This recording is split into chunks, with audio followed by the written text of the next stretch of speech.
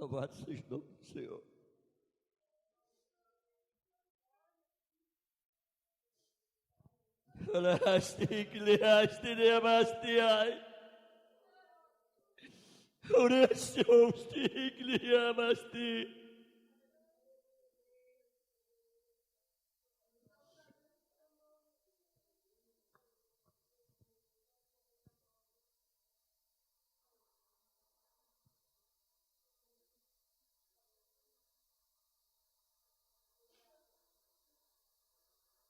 Vou ler na palavra do Senhor.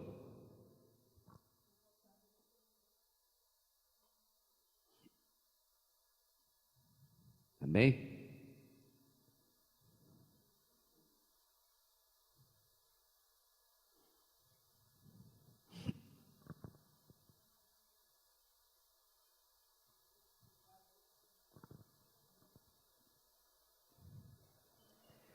No Salmo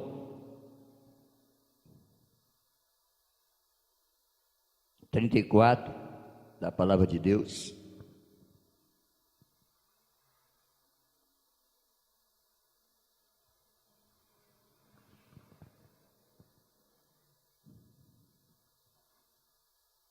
Os irmãos acharam?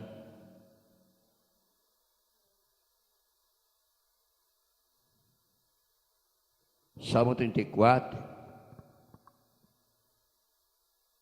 verso 4.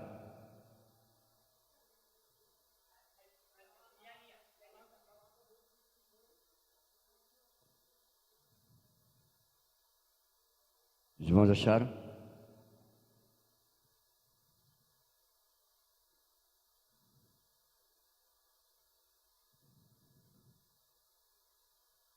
O tema da mensagem que Deus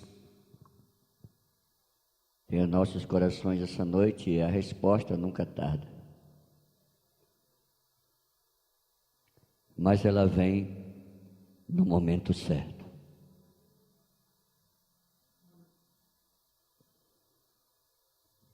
O Senhor fala para mim e diz assim: eu não sou tardio em responder.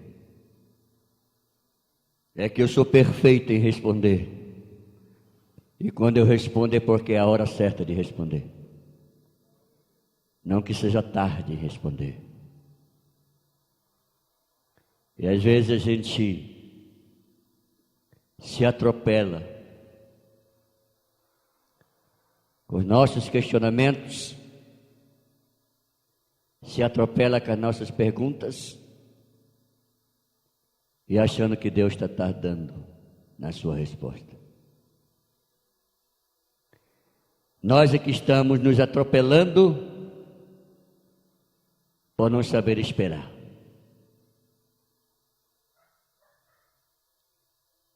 Engraçado que essa semana teve um passageiro no meu carro e ele vinha falando, resmungando de algumas coisas.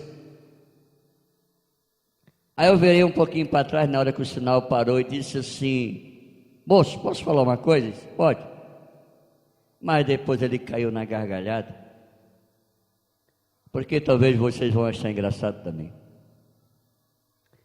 Eu disse assim: moço, sabe como é que tem que ser a nossa paciência? Ele falou: como? Que nem obra da prefeitura, nunca acaba. Ele caiu da risada. Ele disse assim: boa, muito boa essa. Você vê, toda as ruas aí fura buraco, tampa buraco, fura buraco, tampa buraco e nunca terminam de fazer obra. É engraçado, mas é uma realidade, né? A paciência, ela faz com que nós nos fortaleçamos diante do Senhor. Salmo 34, versículo 4, verso 4 diz assim: busquei ao Senhor E ele me respondeu: livrou-me de todos os meus temores. No Salmo 31, verso 24, diz assim também a palavra de Deus: esforçai-vos e fortaleça-se o vosso coração, vós todos os que esperais no Senhor.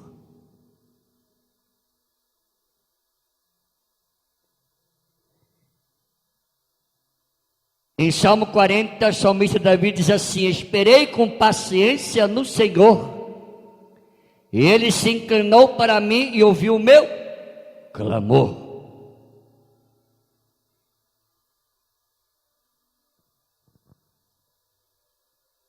A resposta de Deus, ela vem no exato momento em que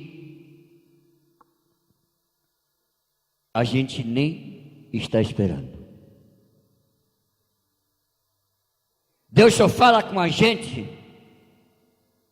quando aquilo que a gente está perguntando ou precisa de resposta é o momento dele. Quando é o momento dele, a gente fica desesperado. Pergunta e não ouve nada. E às vezes a gente fica até aborrecido, chateado, achando que Deus está brincando com a gente, está brincando com a situação. Aí eu vou fazer uma pergunta para vocês agora. Talvez vocês até respondam rapidinho. Qual é o único pai que não brinca com o filho?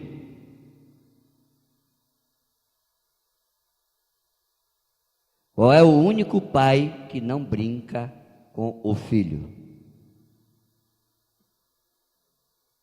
O próprio Senhor.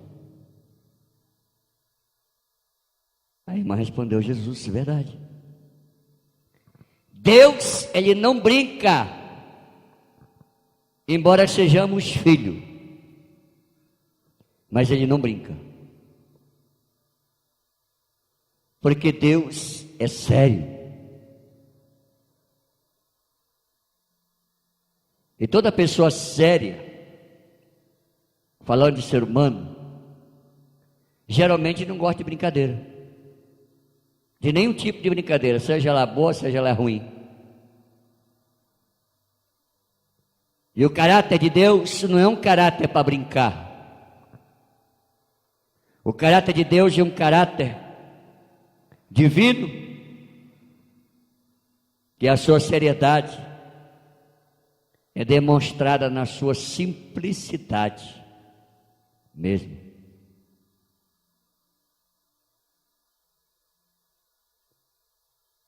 A resposta vem sempre no momento oportuno, no momento certo, no momento adequado, no momento em que, quando ele responder,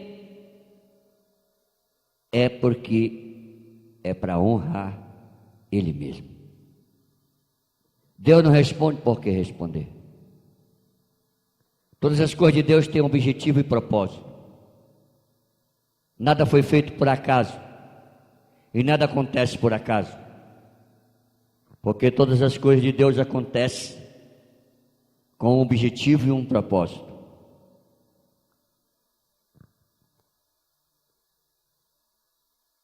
Quando a gente busca uma resposta de Deus, busque ela com sinceridade.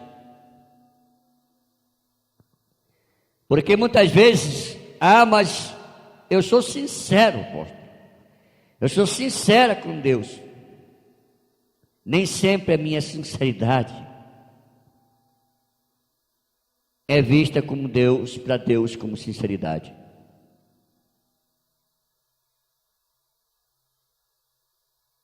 Me pergunte por quê. Porque depende da forma como você seja sincero com Deus,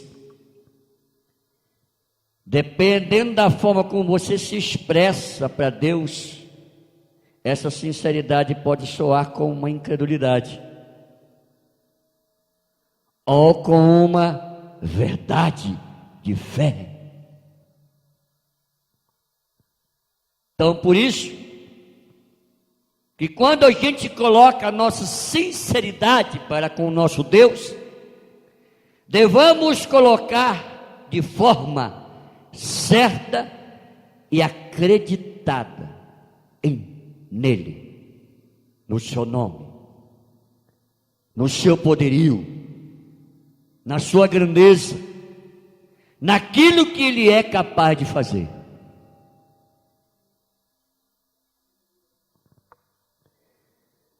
No versículo 34, ou no capítulo 34, no versículo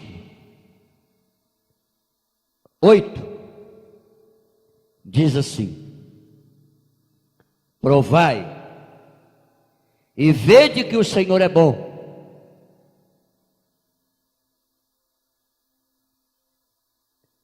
Bem-aventurado o homem que nele se refugia.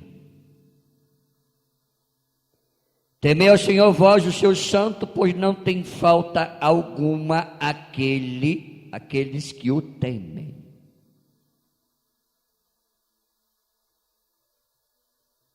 Preste atenção nisso.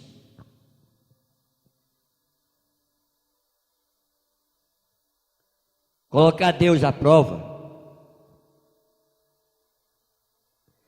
não é questionar a sua divindade,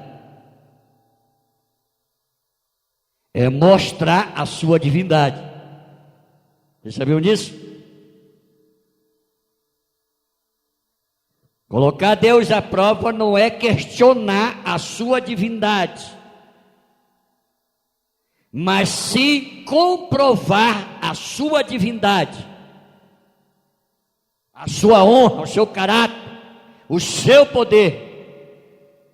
Foi isso que Elias fez. Ei, Deus me revela que existe dois pensamentos cocheando na vossa cabeça. Será que Deus é Deus ou não é? Isso não é provar a Deus. Isso é colocar Deus na mediocridade daquilo que Ele é. Porque Deus, na sua essência divina, Ele não precisa que eu coloque Ele à prova do que Ele é, para dizer que Ele é. Porque Ele é. Ele é Deus do mesmo jeito. Ele é Senhor do mesmo jeito. Nós é que temos que saber disso. Nós é que temos que colocar a nossa fé à prova dele. Provar e ver que o Senhor é bom. É dessa maneira.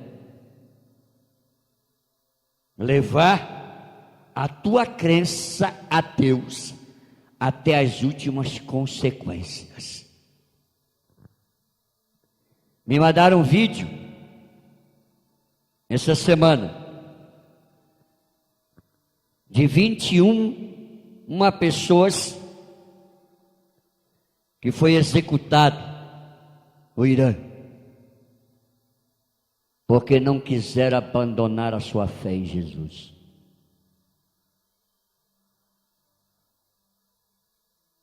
Isso é provar que realmente Deus é Deus.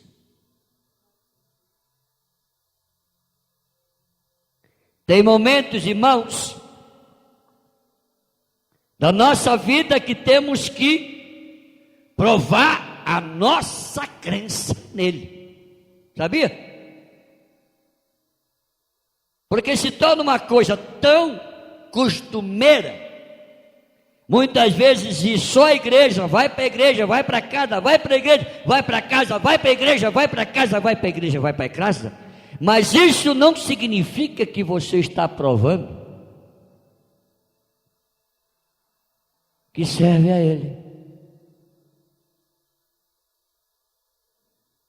Sabe quando é que você verdadeiramente comprova que você serve a Ele? Me pergunte como.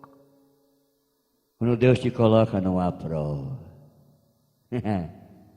Aí a casa cai. Esses dias, muitas perguntas que muitas vezes as pessoas perguntam. Por que você acha que Deus colocou Israel 40 anos no deserto? Precisava de tudo isso? Responda, precisava, igreja? Precisava ou não? E se eu dissesse para vocês que precisava? Sabe por quê?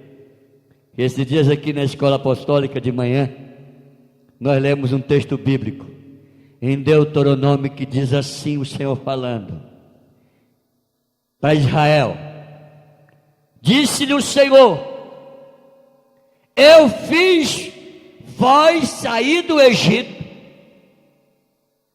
e fiz vós andar 40 anos no deserto, para vos testar e provar se vocês seriam sérios e vocês guardariam os meus estatutos e mandamentos. Está na Bíblia. Muitas vezes, Deus precisa nós sermos colocados na prova para ver o nosso caráter com Ele. Se realmente o que nós falamos dele é comprovado nas atitudes. Porque eu falar dele, que ele é Senhor, que ele é Deus, que ele é maravilhoso, que ele é milagroso, que ele cura, que ele abençoa, isso é fácil para qualquer um. Agora eu quero ver quando a coisa encosta, quando a perseguição vem, quando a tribulação vem, quando a escassez vem, quando a fome vem, quando a tempestade vem, se essas palavras permanecem de pé. Aí que a coisa pega. A coisa é tão impressionante. A bispa estava me falando hoje, aproveitando desse tema que Deus nos deu essa noite, a resposta não tarda, ela vem no momento certo. E Deus me disse assim: eu nunca tardo, é que eu sou perfeito, e que quando eu respondo é na hora certa, não é tardio. Só tem uma coisa que o Senhor é tardio. Me respondem, qual? Irar-se.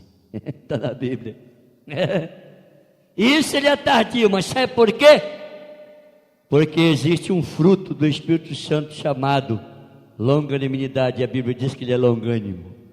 Longânimo é a pessoa mansa, mas tão manso, tão manso, tão manso que demora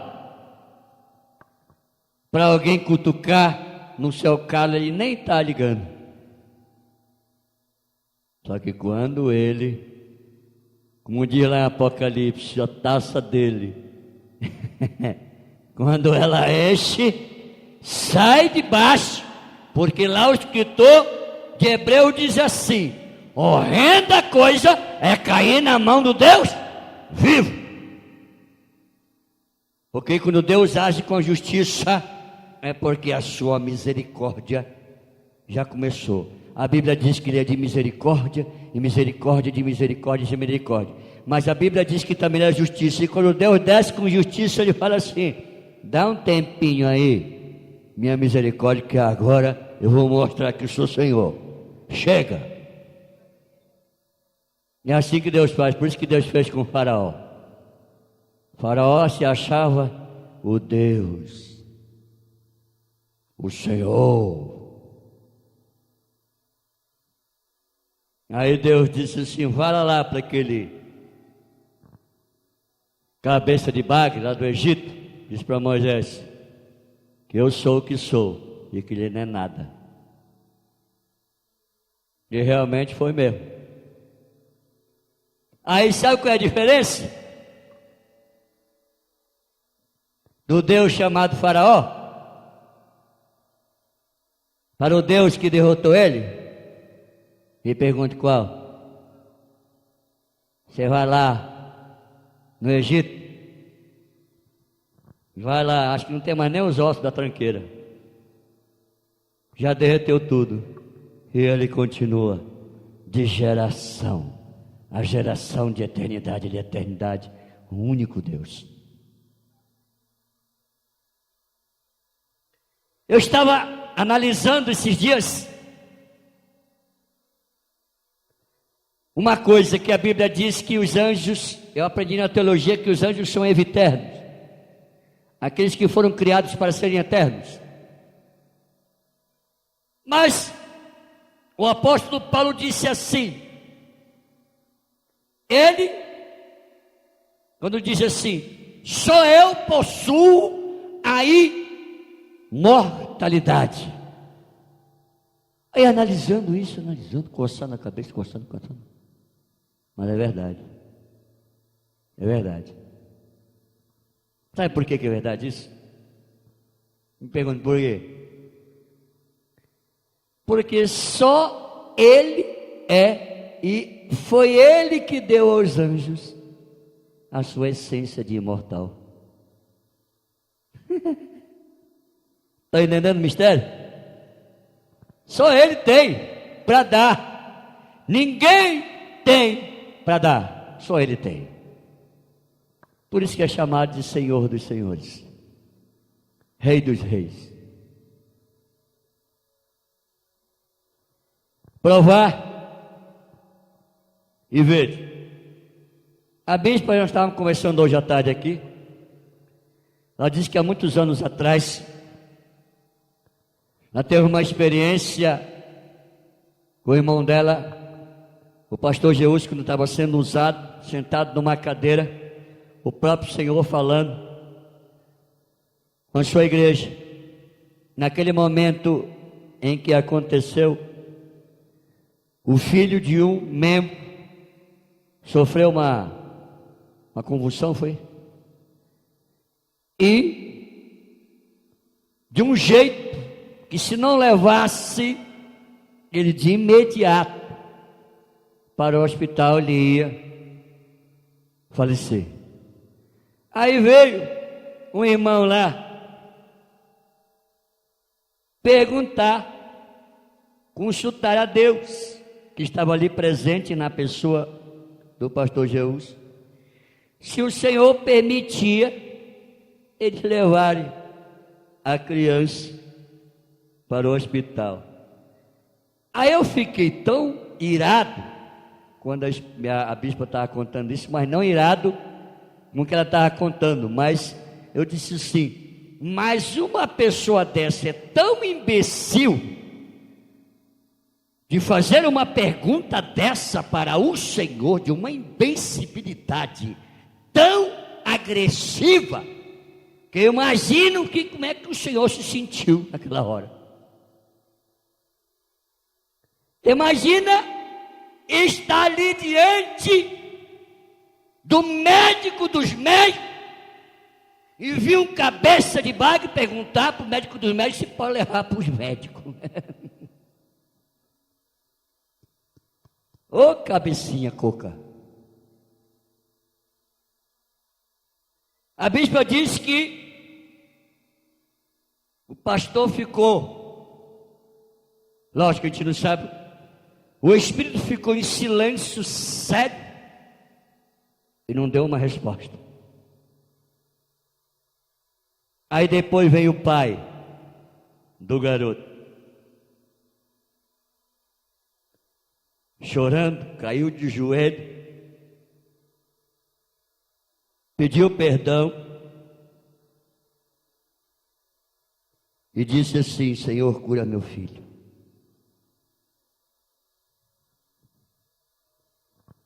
A criança estava no outro quarto, lá da igreja, uma outra sala, e o vaso estava aqui. E o Senhor disse assim: busquem a criança. Só que da lá da outra sala até chegar aqui, a criança já estava completamente curada. É muito chão cabeça de coco desse, né? Chegar para o eterno, perguntar para o eterno se permite levar para o hospital. Sangue de Jesus. É de uma incredulidade. Aí, sabe por que eu estou falando? Porque nós estamos falando aqui de provar, né? A Bíblia diz assim: provar e ver que o Senhor é bom. E a pessoa se deve dizer assim: não, meu filho, tudo bem, pode levar para o hospital, permite. Deus estaria fazendo o quê? Gozação com a própria cara dele, né? Pelo amor de Deus, tem coisas que nós precisamos ver e analisar verdadeiramente a postura do nosso Deus. Quem é Ele? Se verdadeiramente Ele é o Senhor da nossa vida. É verdade. Parece assim que lá em Jeremias, o povo de Israel já estava tão seco, já não existia mais prova, né? Aí Jeremias chegou lá, dando uma cacetada na orelha do povo de Israel, e disse assim: ei, pessoal, vocês estão brincando, né?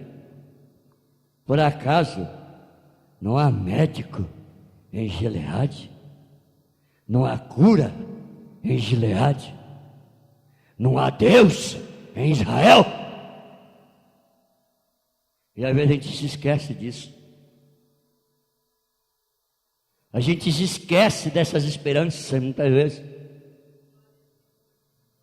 A gente esquece que Ele é Senhor em todas as situações. Ele é Senhor até na morte. Porque duas situações. Me fala, vocês querem ver a primeira ou a segunda? Fala aí, eu vou falar o que vocês querem. Vocês querem ver a primeira ou a segunda? A segunda. Vamos lá. A Bíblia diz que Ele desceu até o inferno, e nem a morte teve poder sobre Ele. E a primeira, porque Ele está acima de tudo. Lázaro, vem para fora. 4 dias depois de morto. Não existe nada que não esteja palpável à vontade e o poder de Deus.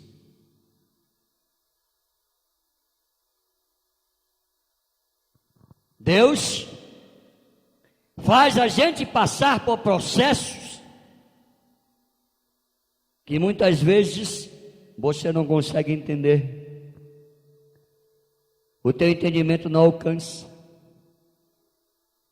a maturidade e a inteligência de Deus. Isso é verdade. O próprio apóstolo Paulo responde isso em Romanos 11: ó profundidade das riquezas, tanto do conhecimento quanto da sabedoria. Quem pode precustar? Quem pode entender? Quem pode alcançar a sabedoria de Deus? Não existe ninguém. Quando a gente entende alguma coisa de Deus, é porque o Espírito Santo, com o dom da ciência e da sabedoria, te revelou os seus mistérios. Mas na consciência humana, no raciocínio humano, não existe entendimento que alcance os mistérios de Deus, aquilo que Ele quer. que sejamos e que façamos. Se a tua esperança está adormecida, se a tua esperança está fria, seja como o salmista Davi. Esperei com paciência no Senhor. Não deixe a paciência. Tem até um ditado que diz assim: a paciência tem limite. Não tem um ditado que diz assim? Pois eu digo para você que essa paciência é diabólica, não é de Deus não.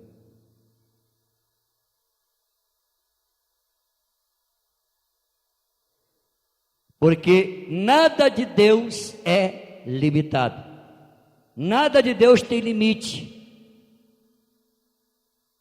Nada de Deus tem. Um tempo desse, muito tempo atrás, quando está escrito em Apocalipse, eu sou o alfa e o ômega.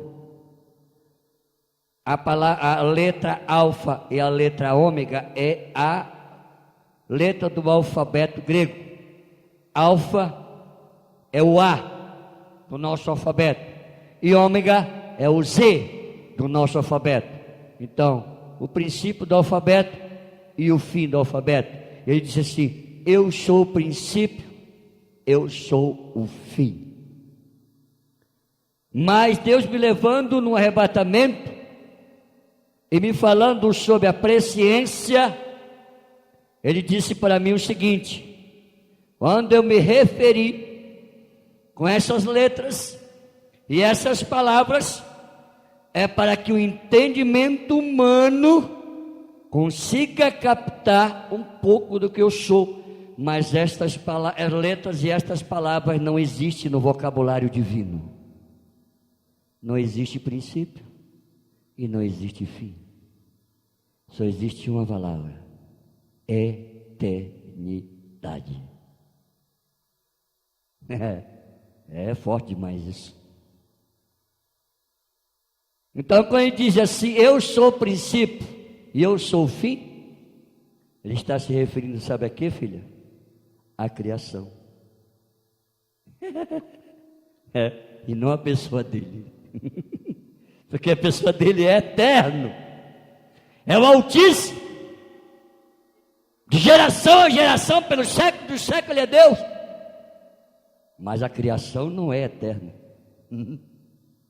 Ela teve princípio e um dia ela vai ter fim.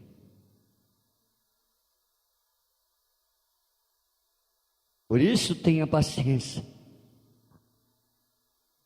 Mas Deus te chama a atenção nesta noite para uma coisa. Nesse texto, provai e vede que o Senhor é bom. Você não acha que está na hora de fazer uma prova concreta da tua crença nele? Porque muitas vezes Deus precisa de Davíes, de um monte de Davi, para enfrentar o Golias. Mas aquele Davi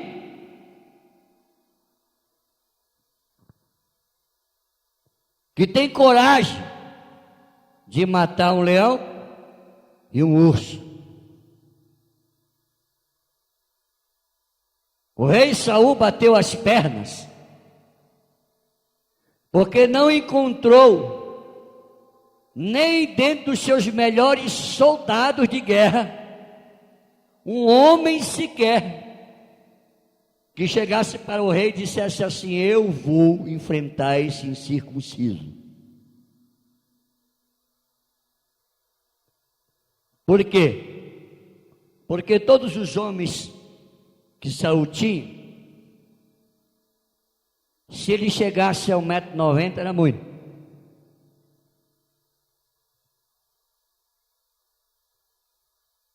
O filisteu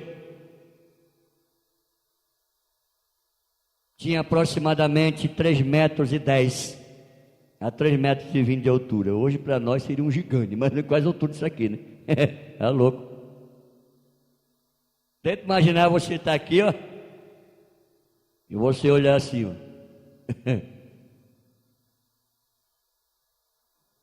Então, humanamente não tinha quem o enfrentasse.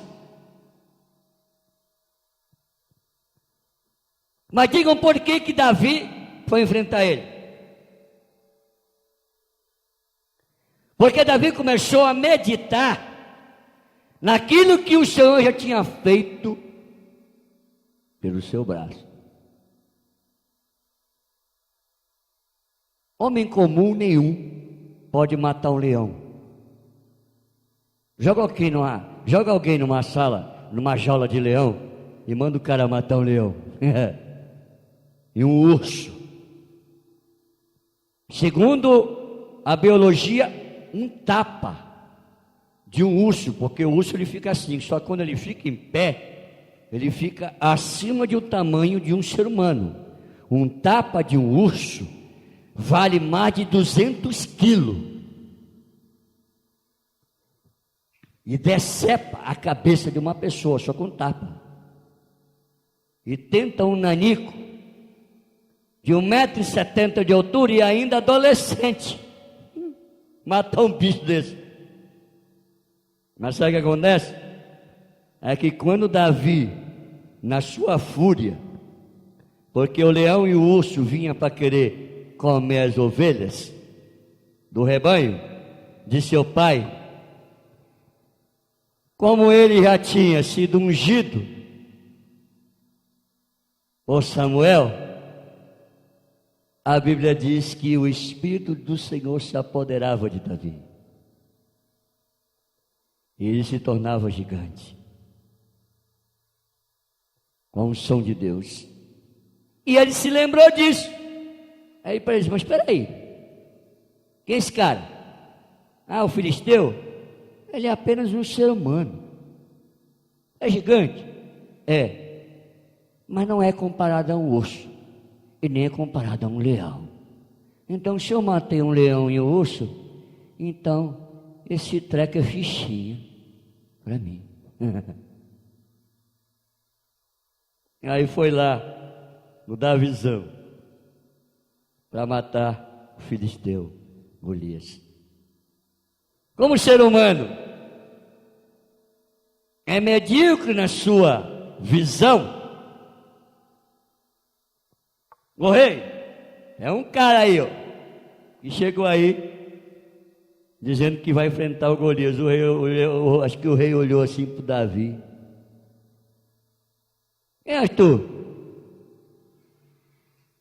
Você vai enfrentar o Golias? Vou. Deus entregou nas minhas mãos, rei, um leão e um urso, e vai me entregar também se circunciso de coração.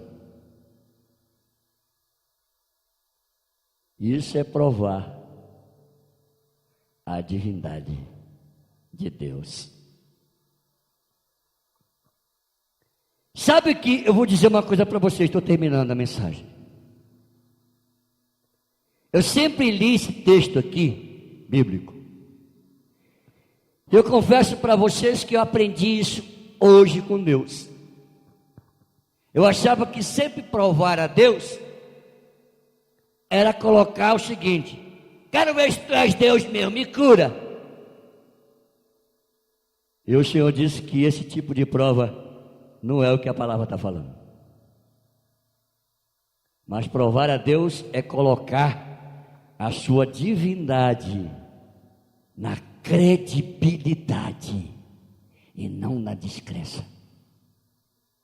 Estou aprendendo hoje com Deus isso, viu? Confesso para você. Provar o Senhor é colocar à prova a sua credibilidade de Deus, de Senhor, e não de dúvida e de incredulidade. Talvez seja isso o teste que Deus quer que nós façamos com a nossa fé. Está diante do gigante? Tá. Está diante do problema? Tá. Então prova. Prova para o teu adversário quem é o Deus a quem você serve. Isso sim é provar.